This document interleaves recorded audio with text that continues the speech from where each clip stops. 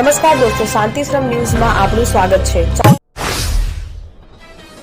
વાવથરા જિલ્લા તાલુકા પંચાયતની સામાન્ય ચૂંટણી 2026 મતગણતરી ક્યાં હાથ ધરવામાં આવશે તેના સ્થળ થરાદ તાલુકાની મતગણતરી સરકારી વિનયન અને વાણિજ્ય કોલેજ થરાદ ભોયતળિયે રૂમ નંબર 1-4 તેમજ વાવ તાલુકાની મોડલ સ્કૂલ વાવ રૂમ નંબર 21 અને 27 પ્રથમ માળ રૂમ નંબર 11 ભોયતળિયે, જ્યારે રાહ તાલુકાની ધ નેશનલ સ્કૂલ રાહ ભોયતળિયે રૂમ નંબર 5-6 તેમજ ધરણીધર તાલુકાની સંસ્કાર વિદ્યાલય ઢીમા રૂમ નંબર 6, 7 અને 10, સુઈગામ તાલુકાની વર્કશોપ ગ્રાઉન્ડ ફ્લોર મહિલા ITI સુઈગામ, જ્યારે ભાભર તાલુકાની સરકારી મોડલ સ્કૂલ ભાભર પ્રથમ માળે રૂમ નંબર 31, 32, 33 અને 34 તેમજ દિયોદર તાલુકાની સરકારી મોડલ સ્કૂલ દિયોદર ભોયતળિયે રૂમ નંબર 1, 2 તથા પ્રથમ માળે રૂમ નંબર 2 તેમજ લાખણી તાલુકાની તાલુકા સેવા સદન મામલતદાર કચેરી લાખણી ખાતે હાથ ધરવામાં આવશે। જ્યારે થરાદ અને ભાભર નગરપાલિકા સામાન્ય ચૂંટણી 2026 મતગણતરી પ્રાંત કચેરી થરાદ પ્રથમ માળે મીટિંગ હોલ ખાતે, જ્યારે ભાભરમાં મામલતદાર કચેરી ભાભર ખાતે યોજાશે।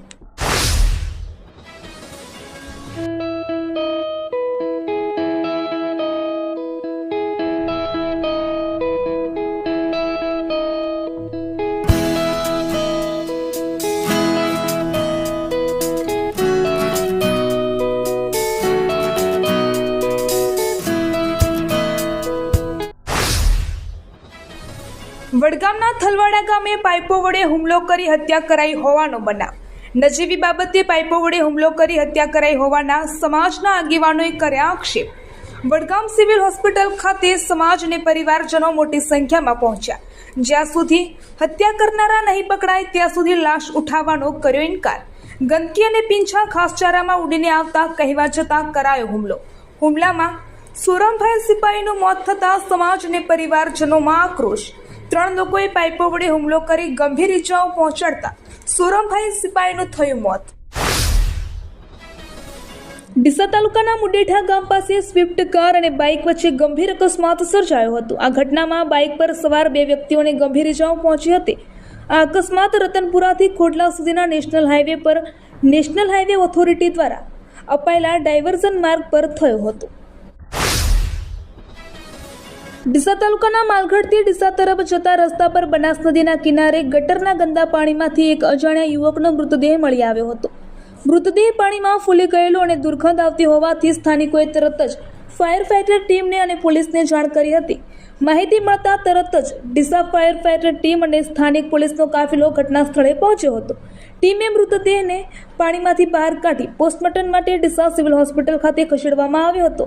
ઘટના સ્થળે મોટી સંખ્યામાં લોકો એકઠા થયા હતા।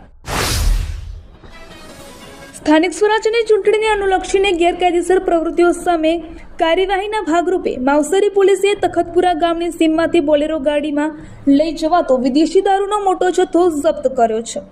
આ કાર્યવાહીમાં કુલ 2,90,056નો મુદ્દામાલ કબજે કરવામાં આવ્યો છે।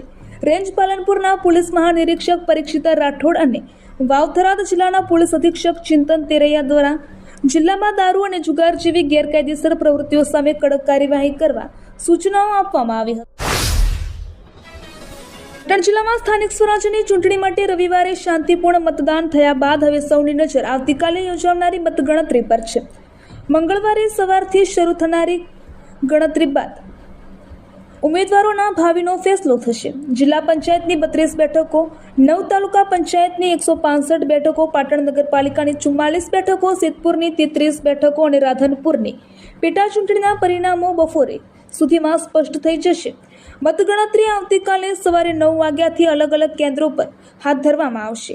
વહીવટી તંત્ર દ્વારા તમામ તાલુકા મથકોએ મતગણતરી માટેની તૈયારીઓ પૂર્ણ કરી દેવામાં આવી છે।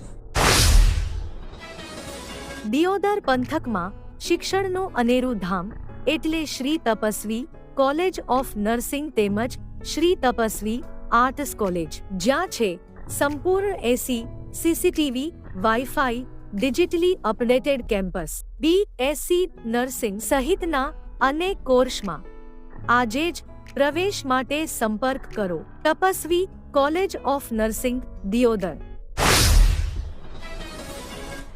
અમદાવાદના શ્યામલ 4 રસ્તા પાસે આવેલા સાંગરીલા 2 આર્કેડમાં આગ લાગવાની ઘટના બની હતી। ગ્રાઉન્ડ ફ્લોર પરથી આવેલી કોટક મહિન્દ્રા બેંકમાં એટીએમ પાસે આગ લાગવાની ઘટના બની હતી, જે આગ ધીમે ધીમે વિકરાળ બની હતી અને બહારના ભાગે આવેલા પાર્કિંગમાં અને ઉપરના માળે પહોંચી ગઈ હતી. ગ્રાઉન્ડ ફ્લોર પરથી આગ HR ફિટનેસ નામના જીમ સુધી પહોંચી ગઈ હતી. આ જીમમાં 25 થી 30 લોકો ફસાયેલા હતા, જે તમામ લોકોને ફાયર બ્રિગેડે સહી સલામત નીચે ઉતારી લેવાયા હતા. ગુજરાત પર સૂર્યદેવ કોપાયમાન થયા હોય તેમ હાલમાં અંગ દજાડતી અને અસહ્ય ગરમી પડી રહી છે. ગઈકાલે સ્થાનિક સ્વરાજ્યની ચૂંટણીના મતદાનના દિવસે રાજ્યમાં સિઝનનું સૌથી ઊંચું તાપમાન નોંધાયું છે. પહેલીવાર ગરમીનો પારો 44 સેલ્સિયસ પાર ગયો છે, જેમાં કંડલા એરપોર્ટનું સૌથી વધુ 45.2 સેલ્સિયસ નોંધાયું છે, જ્યારે અમદાવાદ 44.8 સેલ્સિયસ સાથે બીજા નંબર પર રહ્યું છે. કાળઝાળ ગરમીની અસર મતદાન પર પણ જોવા મળી હતી. આ સાથે ઢળી પડ્યા બાદ 3 લોકોના મોત નિપજ્યા છે. આવતીકાલે 28 એપ્રિલે કચ્છ, રાજકોટ, સુરેન્દ્રનગર, મોરબી અને પાટણ જિલ્લામાં યલો એલર્ટ જાહેર કરવામાં આવ્યું છે. સુરત શહેરના પોશ ગણાતા વેસુ વિસ્તારમાં આવેલી આશીર્વાદ કોમ્પ્લેક્સમાં અચાનક લિફ્ટ બંધ થઈ જવાની ઘટના બની હતી. ટેકનિકલ ખામીને કારણે લિફ્ટ અધવચ્ચે અટકી પડતા તેમાં સવાર અંદાજે 9 મહિનાના 2 બાળક સહિત 11 લોકોના શ્વાસ અદ્ધર થઈ ગયા હતા. જોકે ઘટનાની જાણ થતાં જ વેસુ ફાયર સ્ટેશનનો કાફિલો તરત જ ઘટના સ્થળ પર પહોંચ્યો હતો અને સફળતાપૂર્વક રેસ્ક્યુ ઓપરેશન પાર પાડ્યું હતું. પાવીજેતપુર નજીક વનકુટીર પાસે ગત રાત્રે ટ્રક અને બાઇક વચ્ચે થયેલા અકસ્માતમાં મધ્યપ્રદેશના 2 શ્રદ્ધાળુઓના ઘટના સ્થળે જ મોત નીપજ્યા હતા. મૃતકો પાવાગઢ દર્શન કરી પરત ફરી રહ્યા હતા. મૃતકોની ઓળખ મધ્યપ્રદેશના અલીરાજપુર જિલ્લાના મધાર ગામના રહેવાસી રાયમલભાઈ મહેડા ઉંમર 52 વર્ષ અને ચેતનભાઈ મહેડા ઉંમર 31 વર્ષ તરીકે થઈ છે. તેઓ પિતરાઈ ભાઈઓ હતા અને આ બંને શ્રદ્ધાળુઓ પાવાગઢ ખાતે માતાજીના દર્શન કરી પોતાની બાઇક પર પરત ફરી રહ્યા હતા.